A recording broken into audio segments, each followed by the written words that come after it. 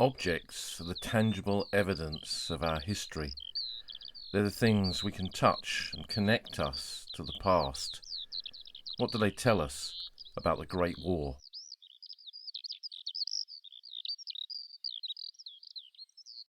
There's been some interesting discussions on Twitter in the last couple of weeks about the importance of objects in our understanding of military history. Where do they sit in our research into the period of the Great War, for example? And one of our followers there remembered how in the early days of the podcast I used to talk about a particular object and describe it and discuss the wider history connected to it. And I thought, well, perhaps it's time to bring that back, but in an entire episode. So in this episode of the podcast, we're going to look at 4 separate objects or little collections of objects and look at what they tell us, how we connect to them, and how they fit into the wider history of the First World War. But why objects? At the end of the day, they're just an inanimate object. They can't speak, or can they? And I think that is the power of objects like this, because a photograph, a medal, an artifact picked up off the battlefields either during the war or afterwards, or perhaps in even more recent times, all of these things, and there are so many different examples of what we mean by objects of the Great War, then all of these have a way of telling us something and having a way to speak to us directly or indirectly about the history that we're studying. And I certainly see in my own case, as so many years of working as a battlefield guide, both with school groups and adults, how they connect to objects, even just as simple as showing them a few relics at Hoog Crater at the trenches there. They can hold a steel helmet, they can handle a safe deactivated grenade, they can pick up a bayonet, feel the weight of a rifle and things like this. It adds another dimension, I think, to our understanding of these subjects. But of course, at the end of the day, this is a podcast. It's not a video podcast. So I'm not going to be showing you these objects. But what I've done is put photographs of all of them on the website. So this is an episode where you have to have a look at the website to see what it is that I'm talking about. You can find that at oldfrontline.co.uk. So let's begin with our first Great War object. What is it? It's a bronze disc about 4 3/4 inches across, and it has the name of a First World War soldier on there, and we'll come to that shortly.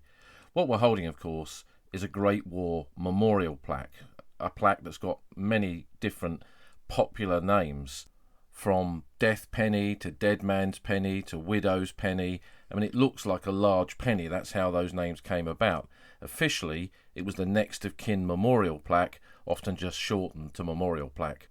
These plaques were produced to commemorate all of those who had fallen in the Great War, died on active service, killed on the battlefields, lost at sea.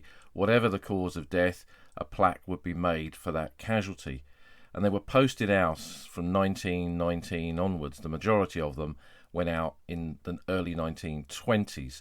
And I have come across examples of plaques being issued as late as the 1930s, particularly to some of the Empire Commonwealth forces. They were sent by registered post in a registered post envelope. The plaque itself was inside a little cardboard box with corners that came up to reveal the plaque, safely inside that, sent by registered post. So that meant that somebody had to sign for it, and the address that was used was the last known address of the soldier and his family from their service records. And of course, in the 1920s, even a few years after the Great War, some families had moved, so plaques were sent back and then they could be reclaimed.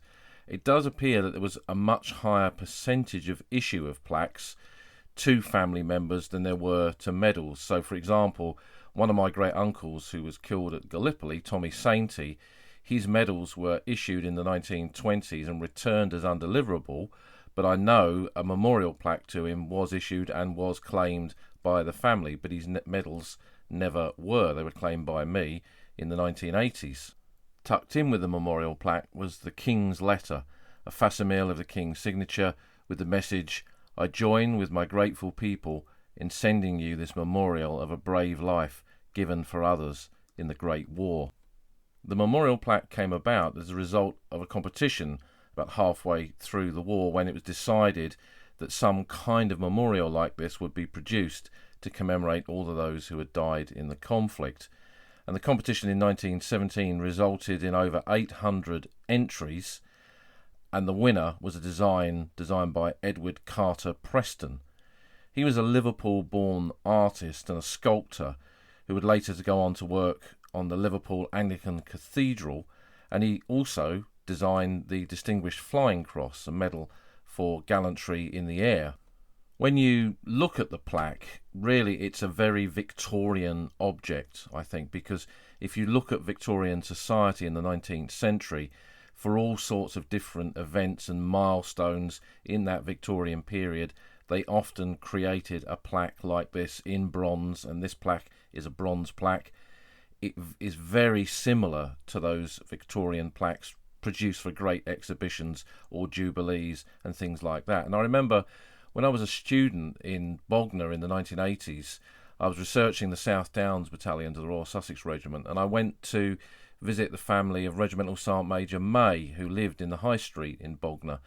And they'd lived in that house since before the Great War, and they had their kind of museum room in the house, which had a billiard table in it, a cannon in there that fired a shot to announce the beginning of the Bognor boat race, and cabinets full of these Victorian plaques. And when I saw them, and actually at the end of this cabinet of these Victorian plaques was the Great War Memorial plaque, the next of kin memorial plaque to Regimental Sergeant Major May's son, who was killed at Richbourg on the 30th of June 1916. So at that moment for me it was one of those kind of light bulb moments, if you like, where I thought, yeah, this is where this influence for this plaque came about. And of course the parents of Great War soldiers who died were themselves Victorians, so this connection to the idea of how sacrifice, how death should be remembered is all tied into that social history of the period preceding the Great War. But what does the plaque show? Well, there is a photograph of it on the website, but it shows the figure of Britannia, that's the central figure, standing there proud with a laurel wreath in her hand. Britannia, the symbol of Great Britain, of course, the laurel wreath to commemorate the sacrifice. Beneath that wreath is the box with the soldier's name in it. There's the lion, symbol of empire, and beneath it, at its feet, a smaller lion that is biting a German eagle, a detail I think that some people often overlook. And of course that symbolises the eventual victory over Germany at the end of the Great War. Behind the figure of Britannia are dolphins, both to the left and the right of the figure of Britannia itself, and that symbolises the might and power of the Royal Navy, the British Navy, something that had always set Britain apart from many other nations in the centuries before the Great War. So all this symbolism is on there, and it's obvious what it depicts. It's obvious, anyone casually looking at it, it's a memorial to a British and Empire event. And that's what it set out to do. Around the edge of the disc face of the plaque, it reads, "He died for freedom and honour," symbolising what the sacrifice of the soldier the plaque commemorates is about. And for plaques issued to women, it obviously said she died for freedom and honour. So how many of these plaques were made?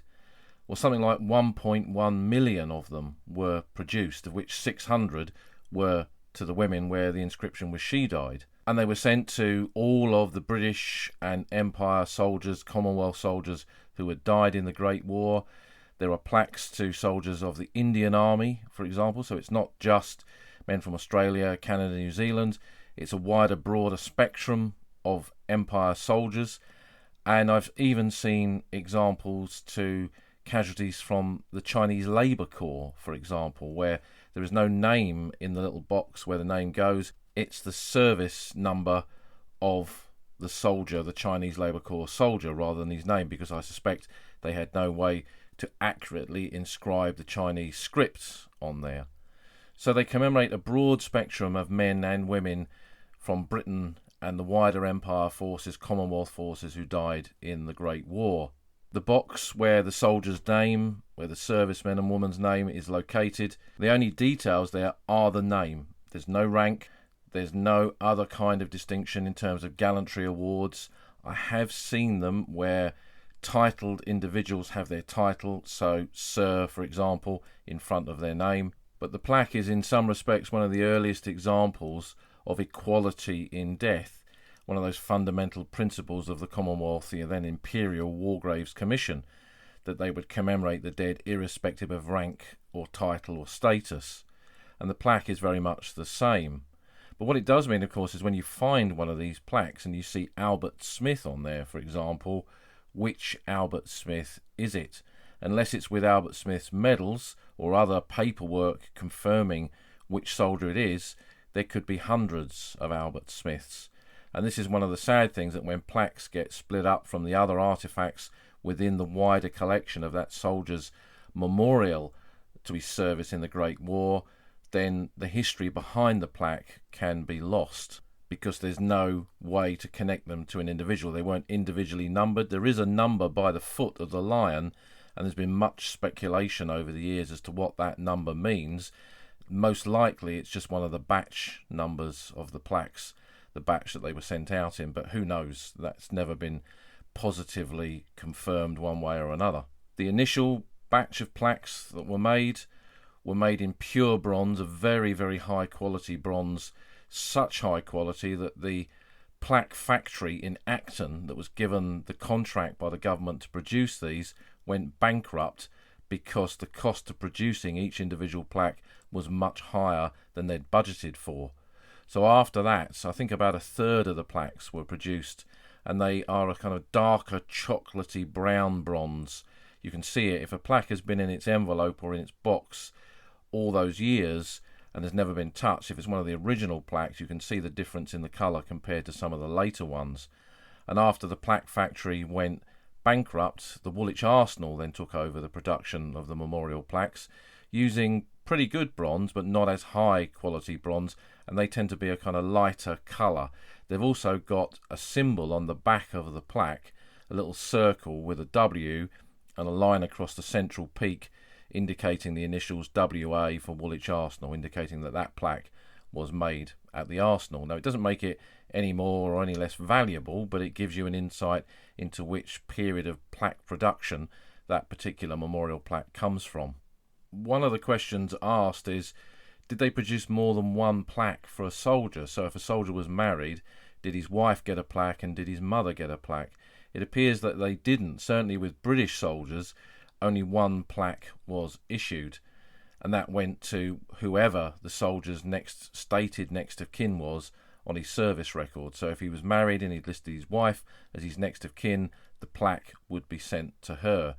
And I would guess there were probably some disputes within families after the war as to who should have the plaque and who should have the soldiers' medals and the other things that the government sent to the families of the fallen. Plaques were sent out before the production was made as a kind of test plaque. And I say this because once upon a time I stood in an auction room and held two plaques, one in each hand, and they commemorated the same man, and that was Earl Kitchener, Lord Kitchener, who was Secretary of State for War, who had died on HMS Hampshire in 1916. And it appears that a few plaques were produced with Kitchener's name on, and I've put an illustration from the Illustrated London News on the podcast website where you can see an illustration of his plaque on there from that magazine. It seems they produced a few of them as samples to be sent out to the royal family, leading politicians, military commanders, to get their view as to whether the plaque had struck the right kind of chord and was a suitable memorial to a life lost in the Great War. So if you're ever offered a memorial plaque to Earl Kitchener, then obviously it could be one of many. I've no idea how many were produced. But what did families do when they received these memorial plaques? Some were so bereft, so destroyed by the loss of their loved one in the Great War, that they just ended up being put in a drawer and not forgotten about, but they couldn't be dealt with. Such was their power to that family, a terrible power in this case, that they could not be dealt with. And I've got memorial plaques that are in their registered envelopes, in their boxes. It's been opened, but then put away. And one wonders what the story is behind that. Others felt that it was such an impressive memorial, and I think that the Great War memorial plaque, unique as it is unique in so many ways, because to me it is an incredible object, and one that whenever I've seen them over the years, I have to confess I can't ever stop myself from rescuing them from junk shops, from auction sites, car boot sales, and all the other places that I've found them over the years, including those junk shops, those mythical junk shops in Sussex back in the day. But what did families do with them? Well, some families, they put them on the shelf. And I've got some plaques where people have drilled a hole at 12 o'clock and they've obviously banged a nail in the wall and they've hung the plaque on the wall. Others mounted them in frames, and I've got some plaques that are in some very ornate frames. One in a beautiful oak disc with the plaque in the centre, and another one which is some fretwork with the images of soldiers blowing the last posts on bugles, and the plaque is set in that. And I've seen so many different types of mount for the plaque. You could buy them commercially. There were metal ones, the shape of a Maltese cross, and the plaque went in the middle. There were stands, there were wire mounts with little chains on the back so you could hang them on the wall and not damage the plaque. And there were all sorts of things, and many people made their own, or like I say, just prop them up on the mantelpiece, above the fireplace, or on the sideboard, and probably so many other places as well, possibly by the side of their bed. I'm sure many mothers had them by their side for the rest of their lives. Such was, again, the power of this object and how it commemorated their lost one. Some families took the plaque and they mounted it on the family grave, and if you go around cemeteries in Britain, you will find examples of the memorial plaques set onto the grave, into the grave. I remember in Hampstead Cemetery in London, there's a huge number of graves in there with memorial plaques, including one to a fleet paymaster who went down at Jutland. But there was a grave of some parents who lost both their sons in the Great War, and either side of their headstone was a separate section with the memorial plaques laid into the stone with a glass covering, and although the glass had kind of frosted over the decades, you could still see the memorial plaque beneath. So that was another way of doing something with these plaques, putting it on a family grave, creating a memorial to that soldier. And what's interesting is you often see this in particular with missing soldiers. So there's nothing for the family to go and see in terms of a grave, and they create their own grave with the memorial plaque on a family plot within their local cemetery. And I think that says a lot about grief and the dealing with the acceptance of a soldier that was missing, who would never come back, and his fate was unknown. I also remember a story from a friend of mine who used to work on slum clearance in London, so clearing the old Victorian and Edwardian houses in the city, many of which had been damaged by bombing in the Second World War, to create new blocks of flats or new houses, particularly in the East End area. And he said that he collected memorial plaques, and he'd started collecting them because when they were clearing these houses, often in the garden there would be a tree and they'd have to pull the tree up as well, and he often found plaques in the roots of these trees. And for a long time, he didn't really quite understand what the symbolism was, but it's an old English tradition to bury something of someone at the foot, in the roots or the base of a tree. And I'm sure that it's possibly something deep inside the consciousness of some people to do that, or perhaps bury the plaque and plant a tree alongside it. That might have been another aspect to it. And that's what he was finding when they were clearing these houses. So houses that the generation of the Great War had lived in the Edwardian period, that had deemed unsuitable for further living by the 1950s and 60s, or had been damaged by bombing in the Second World War, cleared away, and these artifacts left in the gardens by the families of the soldiers who died were then uncovered. Now, we're probably not talking about thousands of plaques like this, but who knows, really, who knows? But I think it's an interesting element to it. And looking at metal detecting websites and Facebook pages, you often read about people who found memorial plaques while out detecting, legally detecting, I might add. And again, these have been buried, seemingly deliberately buried, and is that part of it as well? They couldn't bury their own son or their brother or their husband, so instead they do it themselves with the memorial plaque. You also see them in churches as memorials to individuals, and indeed part of war memorials. I can think of a couple of war memorials where the family seem to have been asked to submit memorial plaques to become part of the memorial itself. And in that interwar period of the 1920s and 30s, when we know from previous episodes of the podcasts and discussions that we've had, lots of people went across to the battlefields, hundreds of thousands in that interwar period. Did they take memorial plaques with them to place on the grave? Now, I've seen photographs from that period which certainly indicates this, and I know that it's a long time since I've been to these particular graves, but there were 2 memorial plaques that were still up against headstones in very isolated cemeteries on the Western Front. That was 10-15 years ago. Hopefully they're still there.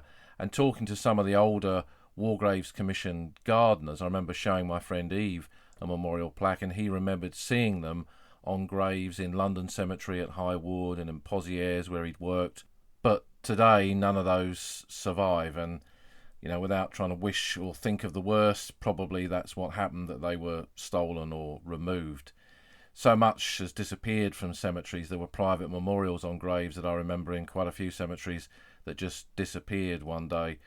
Sadly, some people will just steal anything. But I'm sure that pilgrims, when they went across in that interwar period, many of them on subsidised trips, people of limited means, one thing they did have with them that they could leave behind was the plaque, and I'm sure many did that as a mark that they'd been there. So the actual plaque that we've got here, this actual object that we're discussing, of course, is unique to a name. In this case, it is a unique name, one that I can trace very easily. There's only one soldier with this name, and that's Alexander Gaffin.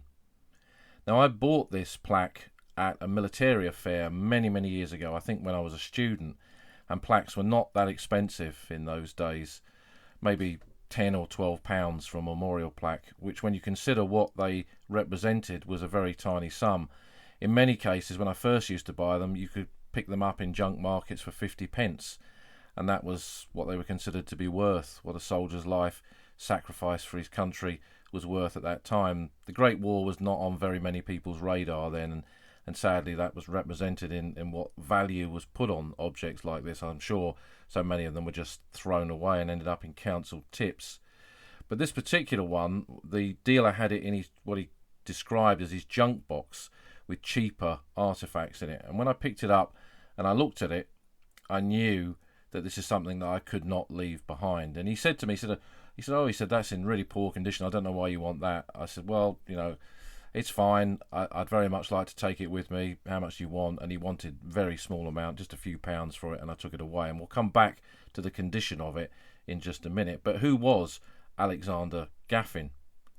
Now, he was actually born a Zalic Gaffin. He was from a Jewish family in Manchester. He was born in Manchester in 1896.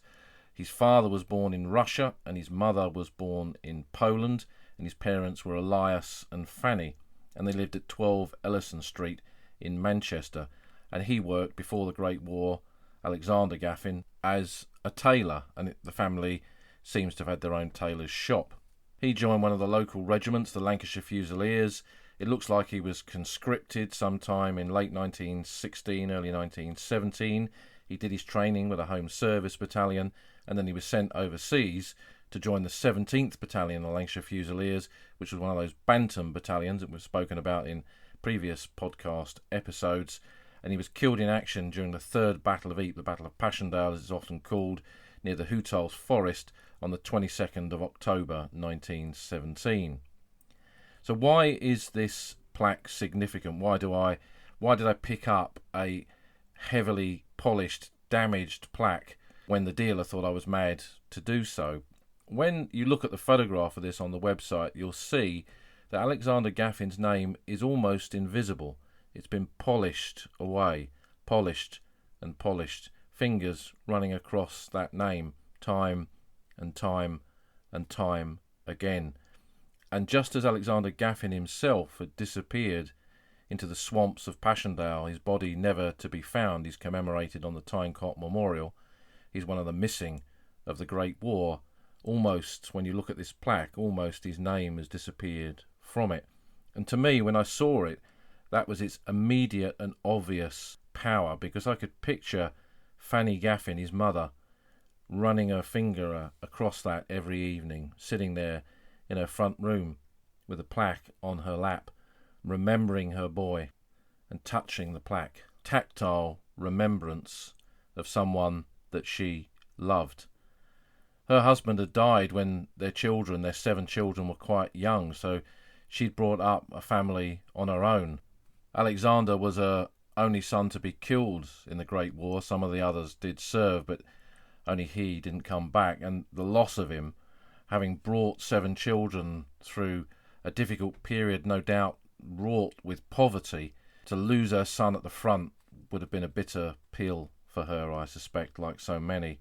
And this plaque obviously meant a huge amount to her, because the pride of it and her pride in it and his sacrifice is something that comes across in the way it's been polished and the way that his name has been rubbed and rubbed and rubbed again.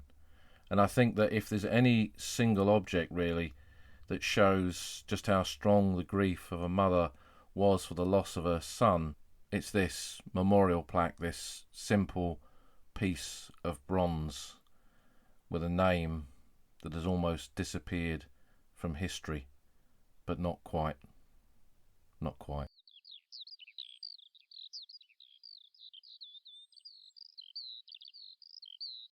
Our next object, and there's a picture of it on the website, is a trench map, a British trench map of the Great War. When Britain went to war in 1914, it had maps, and these were maps produced by the War Office before 1914 using data from different European countries. So they would use French map data, Belgian map data to create these maps. And they just took it for granted that that data was accurate. So when Britain went to war in 1914 using these maps, and not enough of them were produced for the original British Expeditionary Force. So when you look at war diaries of units that took part in actions in 1914, which are in the archives of the Public Record Office as it was and the National Archives it is today, you'll see a lot of sketch maps in these diaries because the men didn't have maps, so they drew their own maps. And when these pre-war produced maps were put into use actually on the battlefield, it was found that actually the mapping data that they were based on was highly inaccurate. And this was particularly important for artillery units. So when you looked at the map and it said that the contour of the hill in front of you was 60 metres high, you wanted to be able to calibrate your weapons to fire over that hill onto the Germans beyond. If it was actually 65 metres high, that might make a difference and your shells might actually strike that hill rather than go over the top of it. So it was realised, particularly during that period of early trench warfare during the winter of 1914-15, when both sides dug in and the 450 miles of the Western Front were created, it was realised that these maps were not accurate enough. So a decision was made to create a Royal Engineer unit, a field survey unit, whose job it was to survey the battlefield and create a new series of maps. And it's these trench maps, as we commonly call them, that were produced as a result of this from 1915 onwards. Some of the early ones were produced in time, for example, for the Battle of Neuve Chapelle in March of 1915. But again, still at that stage, not enough maps were produced, and they didn't get down in most cases to below battalion headquarters level. Some company commanders might have been lucky to have them, but that was rare at that stage. And once you get to bigger battles like Loos and then move on to the Somme period in 1916, more officers are getting access to maps, not necessarily having maps. But by 1917, with Arras, Messines, and the Third Battle of Ypres, officers right down to platoon level, and in some cases platoon sergeants, are given maps. And there are special message maps now issued with small scale maps that can be folded down and put in a pocket, where there's a message form on the back, and you can mark your position as to where you are, write a message on the back, give it to a runner, and he can go off to company or battalion or brigade headquarters and give out information as to how far you've progressed in an attack. So maps become increasingly important on the battlefield. And by 1918, when probably some of the best maps are produced in that final year of the war, where survey methods using ground survey and air photographs make the maps highly accurate, highly detailed, incredibly useful for the men on the ground, probably some of the best maps the British Army has taken to war in the 20th century. These maps, in what was really the birth of modern warfare in 1918, with battles like Amiens, the fighting on the Hindenburg Line, they become a vital part of the toolkit for soldiers going about their daily business, fighting the enemy and winning battles and understanding the battlefield that they're fighting over. So the maps were a crucial part in the whole development, really, of the way the war was fought, and reflected in some respects the way the war was fought as well, in the way they produced. And although there'd been small-scale production at the beginning of the war, by the end of the war, hundreds of thousands of maps had been produced.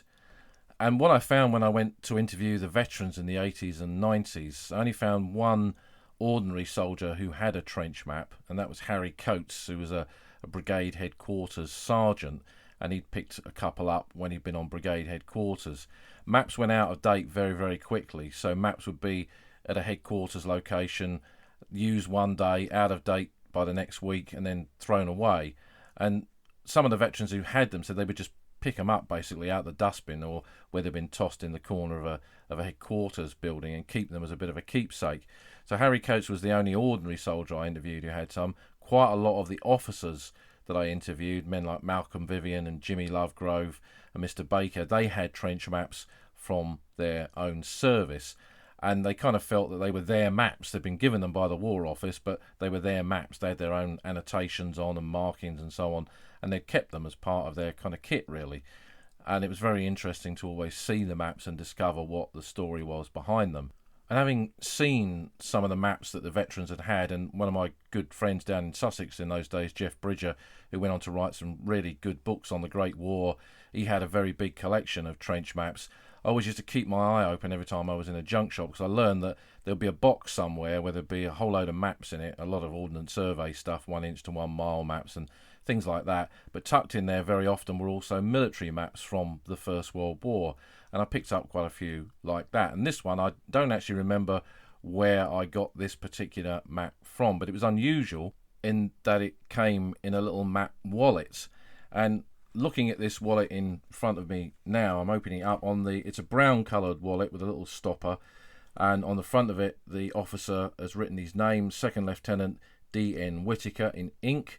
And when I open it up, it's got a little popper on it. You open the popper and you lift up the lid. He's written that on the inside again, Second Lieutenant D.N. Whittaker, 1st RF, 1st Battalion, Royal Fusiliers. And stamped on it, it says supplied for public service. And this wallet does look like the kind of thing you'd expect to see in the halls of government, having Foreign Office or Home Office or Colonial Office papers in it. Whether these were particularly produced for trench maps, I've not ever seen another one of them, I must confess. So where he got it from, I don't know. But it's grubby and dirty, and it's curling at the corners, and you can see it's had a lot of use. And I imagine him pulling this in and out of his tunic pocket to get the map out to see what he was doing and plan where he was going into the line. So that's the cover, and inside it is a trench map. And the trench map is Lens, originally sheet number 36C Southwest 1, and then that was changed, I think, in 1917-18 to become sheet 44A when they reorganised part of the trench mapping system. It's a 1 to 10,000 map, which is the more detailed maps, the smaller scale ones with a lot more detail on them. The 1 to 20,000 sheets cover bigger areas, but they don't often have as much detail on them. And there are smaller scales down to 1 to 2,500, but they tend to be the kind of message forms or the smaller maps produced for particular bombardments or machine gun barrages and things like that. I know there's a few of you that listen to this podcast are trench map collectors, and my little collection of them is probably modest compared to yours, but this one I particularly like because of the fact that it's in the wallet and it's named to an individual. So before we come to the map, who was the officer that carried this? The map and the wallet was owned by Second Lieutenant Douglas Neil Whittaker. He'd originally served in the Honourable Artillery Company, which is one of those kind of posh regiments that was formed in London before the First World War. There was a joining fee to enlist into it, and a lot of the original members of the regiment went off to become officers. They had an infantry battalion that served on the Western Front, in fact 2 infantry battalions by the end of the war, and he followed a not uncommon route of serving in the ranks of the HAC and then getting a commission, in this case in the Royal Fusiliers, and then he was posted to the 1st Battalion in France. The first Royal Fusiliers had served on the Somme in 1916 and then at Arras, and then been up in this sector around Lens, which the map covers, for quite some time in 1917. So it ties in with where his regiment served. Douglas Neil Whitaker was originally from Thornton Heath in Surrey. His father was a walking stick maker, according to the 1911 census. And Douglas Whitaker seems to have died in Chichester in 1970. And I'm pretty sure that this came out of a junk shop somewhere like that, so that's possibly how it ended up being found by me. Now, the map itself covers an area around the city of Lens. It's dated 21st of October 1917, so it's after the Canadian attack at Hill 70 to the north, and then the Canadian move into Lens in that late summer, early autumn of 1917. The line effectively has been pushed right into Lens itself, and the front lines which were out in the countryside around the city of Lens are now actually in the city itself. So it's urban warfare, and the map very much reflects that. When you look at the line of the trenches, it's going through the suburbs of Lens, built up areas, lots of streets with terraced housing in it. So the trenches were weaving their way through gardens, and buildings were very much incorporated into the trenches in this sector. It became then a static sector for the rest of the war. The Germans never attempted to break through here in the spring of 1918. I think an attack across this kind of urban environment for them would have been very, very difficult and probably costly. And the Allies didn't try, the British and Commonwealth forces didn't try and push the Germans back further until the very end of the war in the autumn of 1918, when Lens was finally liberated after 4 years of occupation by the German army. So this was an unusual part of the British sector of the Western Front in that it was entirely weaving its way through streets and buildings and factories, not the open downland of the Somme or Arras or the flatlands around the coal mining area of Luz, just up the road. So it was unusual, and the map very much reflects that. And it shows, this is a secret edition trench map, so that means it shows both sets of trenches. The British trenches in blue and the German trenches in red, and those colours were then reversed in the final phase of the war. Both sets of trenches, both British and German, the trenches are named, and if you'd have gone into the British trenches at junctions, you would have seen wooden boards or even metal boards with the name of that trench on it, so you knew where you were. Because you can imagine in this strange troglodyte world of the Western Front, it was pretty easy to get lost. And having a map like this and knowing the names of trenches and getting to the junction of Piccadilly and Leicester Square, you knew where you were in a particular trench system. With the German names, now that didn't reflect what we knew the Germans called their own trenches, and if it did, we probably couldn't pronounce some of those names. So we renamed the German trenches and gave them our own name. So when we dropped into their trenches, we would not find Berlin Avenue, for example. It would be called something else, Blaugraben or whatever. But the reason we named the German trenches is in case of an attack, again using message forms or just messages themselves, sending back, you could say, I'm now at the junction of Berlin Avenue and Potsdam Street, and you could precisely pinpoint yourself on that trench map.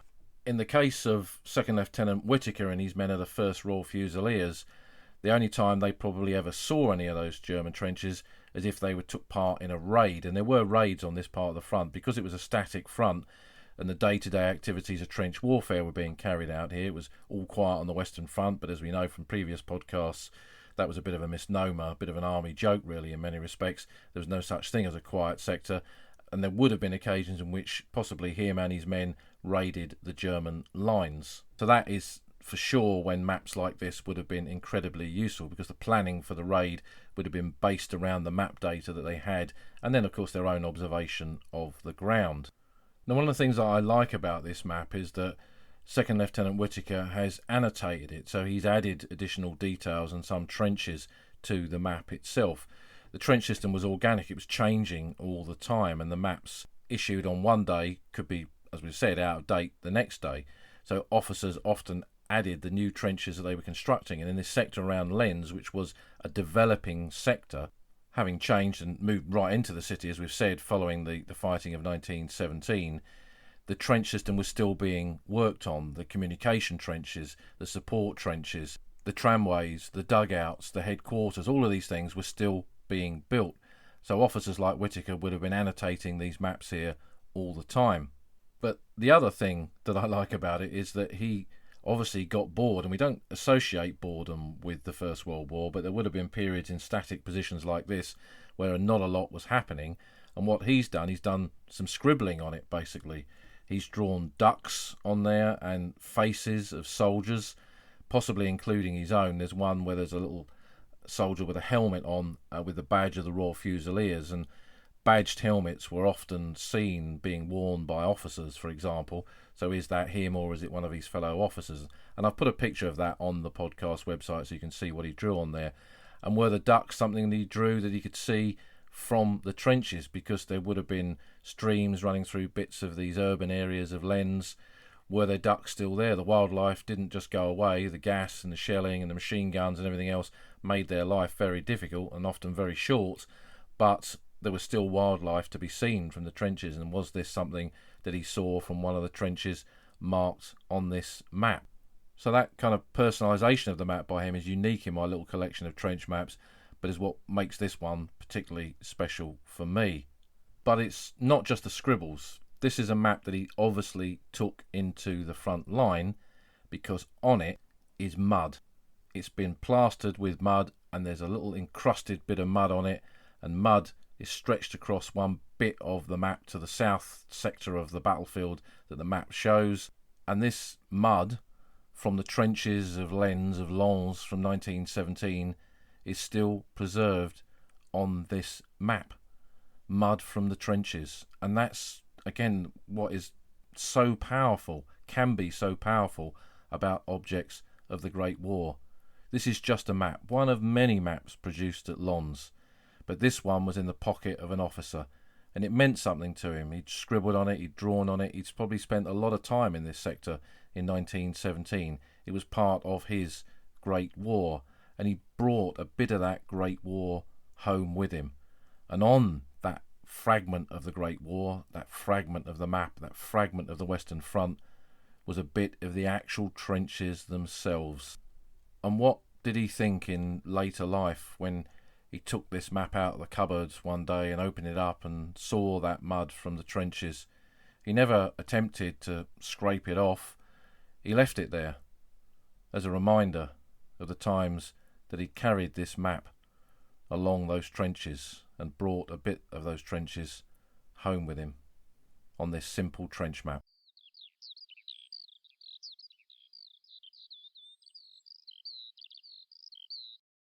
We're staying with printed material for our next object, or it's a little collection of objects in this case, which is some examples of original cemetery and memorial registers produced by the Imperial War Graves Commission in the 1920s. These registers were made for every cemetery, wherever it was in the world, so not just the Western Front, Gallipoli, Palestine, Mesopotamia, Salonika. Every cemetery that was made permanent had a published register, and every memorial that was eventually constructed had an introduction to the memorial. It was in a separate volume normally, and then a separate register or registers were published in individual parts, so multiple volumes listing all of the dead that were on that particular memorial to the missing.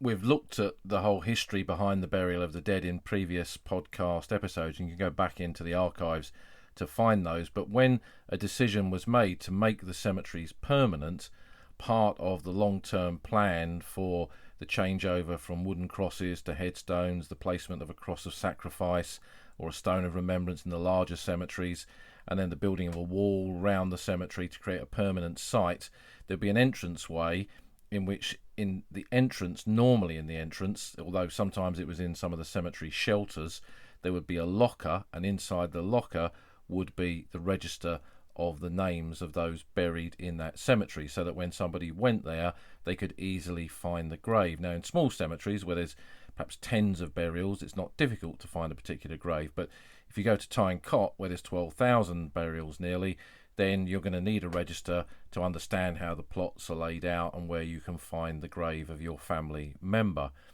And originally the registers were kept inside some quite stiff, quite heavy, thick card covers, a brown cover. I remember these when I first went across to the battlefields in the 1980s. Many of the cemetery registers were still contained in these covers, and they had the logo of the Imperial War Graves Commission on the cover with the details of the Imperial War Graves Commission and what this was, and then inside was the register. And there was a little ring, kind of a ring hook on the corner of the register cover, because up in the corner of the register box that it was kept in, there was another little ring or a hook there, and a bit of chain had once connected that to the register so the register couldn't be taken away. How long that lasted, I don't know, because the practical application on a short chain of trying to read a register and then figure out where a grave was probably wasn't so good, so I think that was abandoned pretty early on. But the register sat in there. Now, that's when you actually visited the battlefields. Registers were also available for people to buy, and we'll come back to that shortly, and many local libraries, particularly big reference libraries, had collections of them so that you could go in and you could find the register for the cemetery where your loved one was, or the memorial where he was commemorated, and you could look at the name in there. So copies of these were bound up, complete sets of the registers were bound up, and they were sent to these big libraries across Britain. The information contained within the registers was compiled by the Imperial War Graves Commission, so each cemetery was given an introduction where the details of the history of the cemetery were explained, and some of the wider historical information was explained as well. Some of those in the original registers are more detailed than some of the descriptions that are available online now and in the printed, modern, computer-printed registers that are available in the cemeteries today. Quite why some of that has been reduced a little bit over the years, I don't know.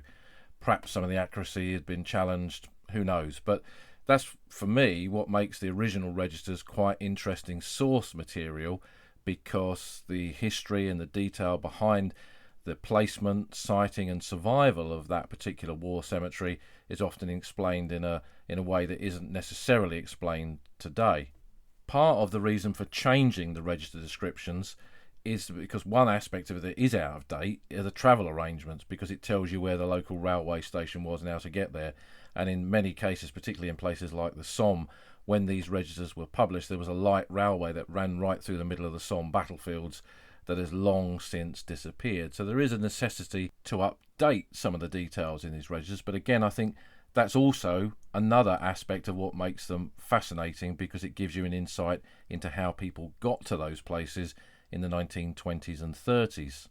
Each soldier recorded in the register, whether it's a cemetery register or a memorial register, has details about him. And what happened was, after the war, the Imperial War Graves Commission contacted the next of kin of all the soldiers that would be in its care, and used the last known address, so like the memorial plaque, used the last known address from their service record to send out what was called a final verification form. And on that was listed the basic details about the soldier: name, rank, number, regiment, battalion or subunit like artillery brigade or whatever, and then details of his date of death. And then the family were asked to contribute more information, so they could add details of who they were: son of Mr. and Mrs. Smith of 123 Hope Street, Manchester. Sometimes additional details about him: served in the South African War, wounded 3 times, one of 3 brothers who fell. These are all the kind of bits of extra information that you see in the register entries. They could also add age, and they filled in the age, and the age was not verified by anybody.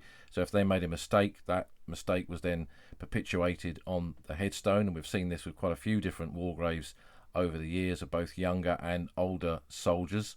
Many families, for all sorts of reasons, did not reply. Some had moved on and never got the form.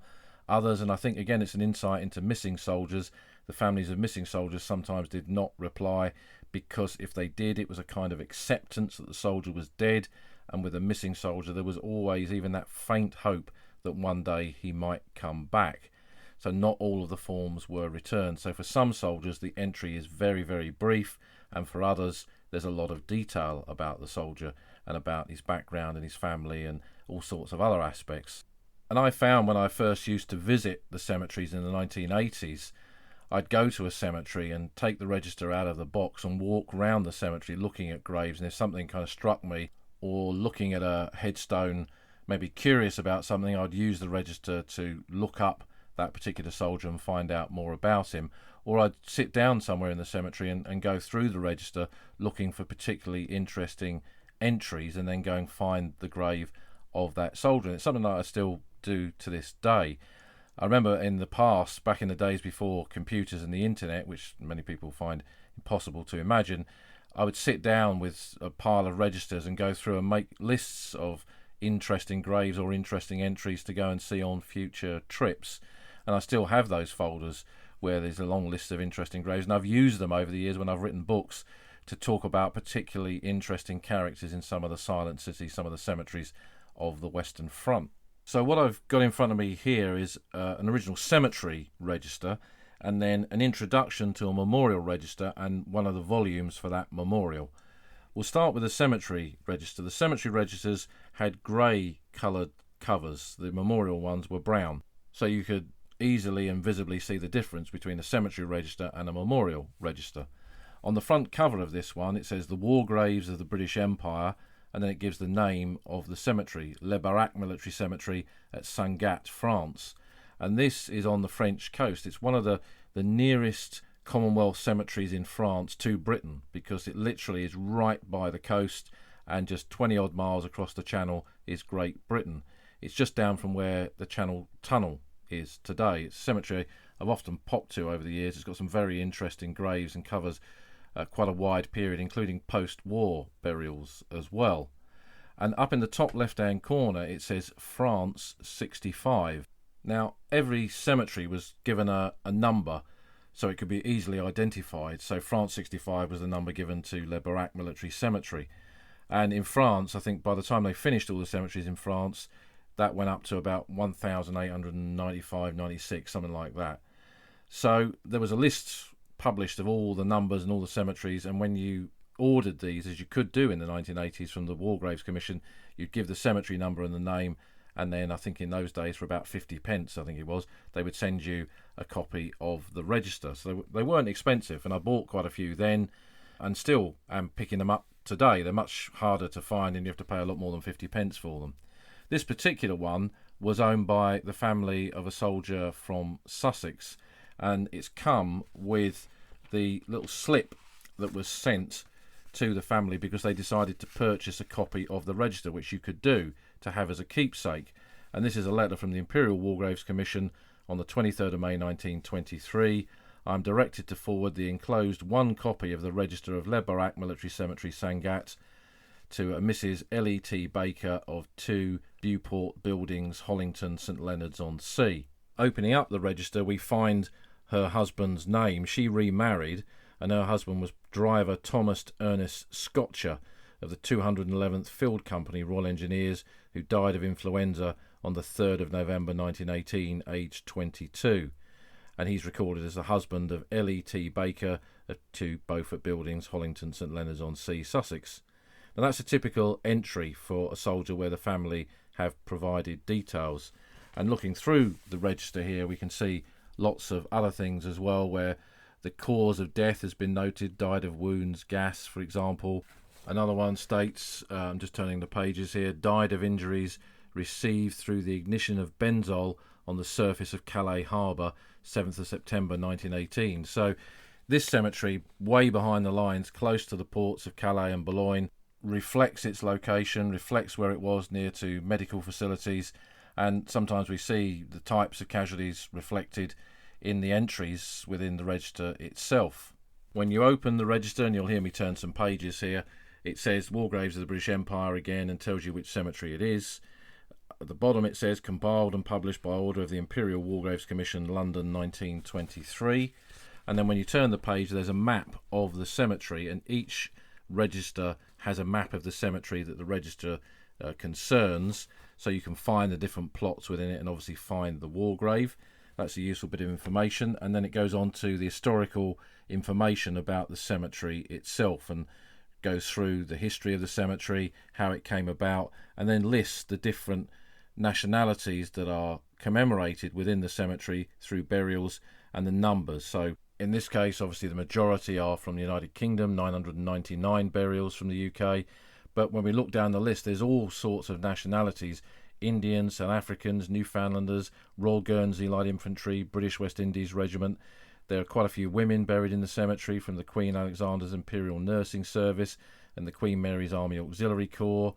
There are South African Native Labour Troops, Fijian Labour Troops, Egyptian Labour Corps, Chinese Labour Corps, Portuguese, Belgian, Japanese Mercantile Marine and German prisoners of war. So just looking through the register entry, you can see immediately this is potentially quite an interesting cemetery that reflects the diversity of men who fought and women who fought in the Great War. So that's the cemetery memorial. This is the memorial register. So this is for the Lewes Memorial, which was memorial register number 19. So the memorials had their own number as well. And for the bigger ones, there was a separate introduction volume that gave the introduction to the memorial, the history behind it, sometimes the history of the battles that it commemorated, and then details about the commemorations. So this volume has got a drawing of the Lewes Memorial, because at this stage when it was published, the memorial had not been entirely finished, so there were no photographs of it. It then tells you what the register is about. The Lewes Memorial, France, bearing the names of the soldiers from the United Kingdom who fell in the Great War in this neighbourhood after the 24th September 1915 and have no known graves, published in 1929. And then it shows a map of the area indicating where the memorial is located in that part of France. And then it goes on to describe the battles around Lewes during the First World War, so the battles which the memorial commemorates, not just the 1915 engagements, some of the later ones as well. Then it lists all of the different regiments and corps of the British and Commonwealth forces that are on there and the number of names that they have on the panels. So that's interesting because you can go through it and immediately pick out which was the largest number of names from a particular regiment commemorated there, and then which was the smallest numbers. And then there's a plan at the back showing where the different panels were, and then a list of the different parts and which surnames each part covers. Tucked inside this register are some documents that were placed inside by the family, including the form that was used to order the copy of the introduction and the register itself, which came from the headquarters of Imperial War Graves Commission in Baker Street in London, and it's dated September 1928. And there's a letter from Fabian Ware in there as well, telling the family that the memorial, which is now sited at Lewes, was originally intended to be sited at Bethune, but will now be erected at Dud Corner Cemetery, Lewes. It will be officially known as the Lewes Memorial. So finding things like this inside it, again, can indicate how things changed in the 1920s and 30s as this vast task of commemorating the dead and the missing grew and grew, and they had to change their approaches to doing some of it in many cases. And then when we move on to the actual memorial register that commemorates the soldiers, this particular one is part 11, Rowell to Stenson. This then lists the men commemorated on the Lewes Memorial and gives you details about them. And a typical entry is not dissimilar to the cemetery registers, where it can be just name, rank, number, then a little bit of additional information such as age and family.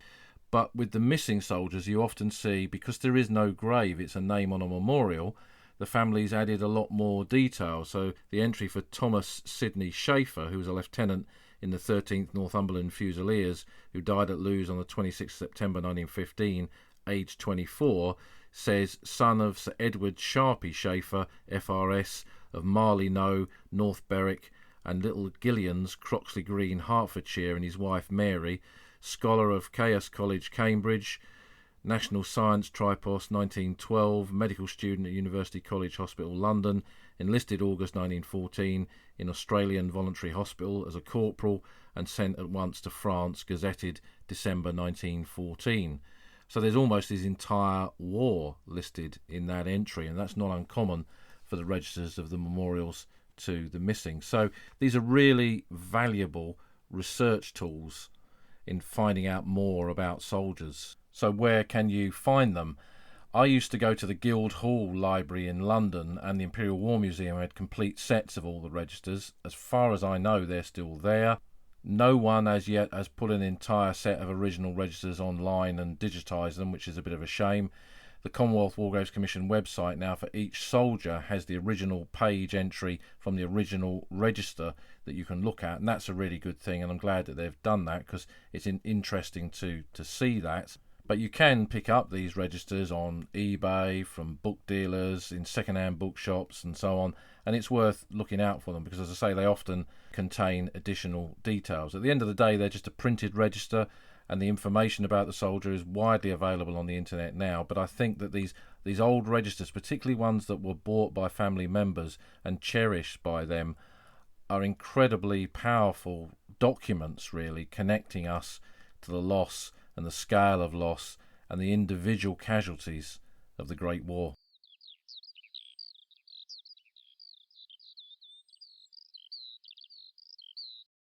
So, talking of individual soldiers, we'll end with an object connected to one of those. In fact, a little collection of objects. And again, there's photographs of these on the podcast website. This is a little collection to Sergeant William Nicholson of the 1st 4th York and Lancaster Regiment, the Hallamshire Battalion.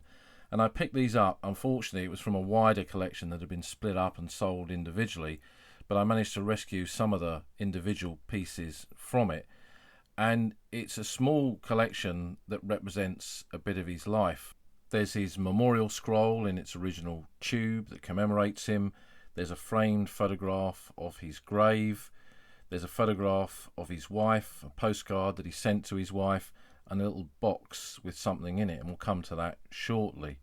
William Nicholson was born in Sheffield. He worked for a local brewer's in Sheffield, and he married his wife Annie in the Edwardian period before the Great War, and they lived together at Fitzwilliam Street in Sheffield.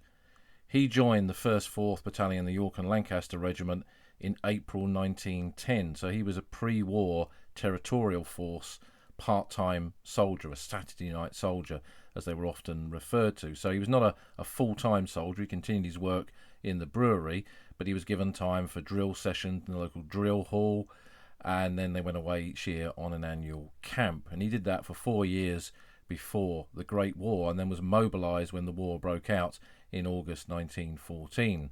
Local territorial battalions like the Hallamshires predated the POWs battalions. In Sheffield, there would be the Sheffield City Battalion or the Sheffield POWs, but the Hallamshires already represented the city of Sheffield because it was recruited locally. It had 8 different companies before the Great War, each one recruited in and around Sheffield, and each one with its own individual drill hall. So the territorials reflected the local community, reflected people like William Nicholson. And he was already a sergeant when the war broke out. His battalion was sent off to camp, and he remained in camp until they were sent overseas in April of 1915. They went into the sector in northern France to start with, and then moved up into Flanders, and they occupied the trenches north of Ypres along the Yser Canal close to the village of Bozinge, or Bazingi as the troops called it. And it was here that in the 1990s and early 2000s the diggers carried out a lot of their archaeological work, and they found men, and they found the remains of positions once held by Sergeant William Nicholson and his comrades in the 1st 4th York and Lancaster Regiment. It was here in these trenches north of Ypres alongside the Yser Canal that Nicholson spent most of his war until he was killed by a sniper on the 13th of September 1915. In the local newspaper, one of his comrades, Lance Corporal Mason, wrote home to the family and said, "I was only a few yards from him when he was hit, and I stayed near him until it was over. He was shot through the back of the head and was unconscious to the end. He was laid to rest at a farm which is our cemetery. I got permission to see him buried." Annie, his young wife, was left devastated by her loss, and she kept everything about him in a suitcase, and that's where some of these objects have come from. But the 2 things in particular that form part of this collection is not his memorial scroll, not the photograph of his grave, but it's the photograph of her, which is taken in a studio in Sheffield, and she's in a mourning dress. I was discussing this with a friend of mine recently, and it's a rather strange photograph in some respects. She doesn't look particularly comfortable. She's essentially in her Sunday best or her morning best, and she's wearing round her neck a locket, and that locket has a photograph of William Nicholson. And when I opened the little box that came with this collection of items, inside is the locket, and there it is, a photograph of him in his best dress uniform under a little piece of glass, and on the other side a photograph of him in his Sunday best, his best suit, a very proud Edwardian gentleman. And here is not just the locket, but a photograph of the locket being worn by his widow. A very powerful thing, something that meant so much to her. She likely wore it round her neck for the rest of her life, every day remembering him, every day looking at this photograph, shedding tears, remembering. Did she ever make it to visit his grave? I don't know. The photograph suggests not. It was one of those photographs that you could request from veterans that were living in Ypres in the interwar period. He's buried at Talana Farm Cemetery near Boesinger, and it looks like one of them went up there and photographed the grave for her. But I've taken the locket to William Nicholson's grave on a cold morning a few years ago before COVID. I stood there at his grave at Talana Farm. It was a place I've been to many, many times over the years. The diggers in the work that they carried out at Boesinger were connected to several of the men within the cemetery. And Aurel Secou, who still lives at Boesinger, is researching those buried in that particular silent city near to Ypres. But again, the power of objects. A little locket with a faded photograph of a soldier in it that meant so much to his wife, Annie. When you hold it in your hand, that grief that we often talk about in connection with the losses of the Great War feels very, very powerful just through that one object. You can almost feel her tears. And it's things like this, whether it's a bronze memorial plaque, a trench map still covered in mud from the front line, registers listing the dead, or a locket with a photograph of a soldier. All these objects powerfully, deeply connect us time after time with the old front line.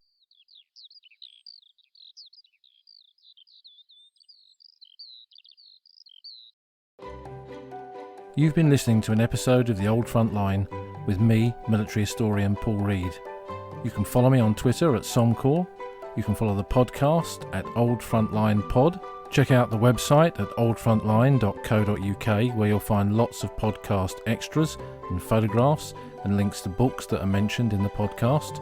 And if you feel like supporting us, you can go to our Patreon page, patreon.com/oldfrontline, or support us on Buy Me a Coffee at buymeacoffee.com/oldfrontline.